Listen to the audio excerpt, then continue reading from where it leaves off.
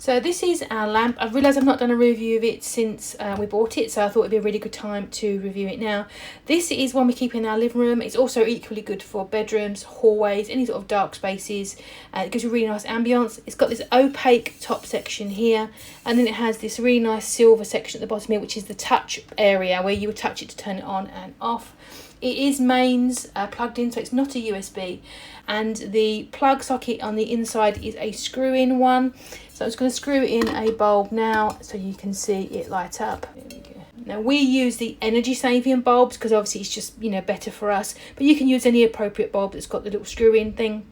And all you need to do to turn it on and off again is to touch the bottom. Obviously it's very responsive, and touch it again to turn it off. So again, like if you've got as a night light for a child, or you know, you just want a little bit of ambience, you can certainly have that.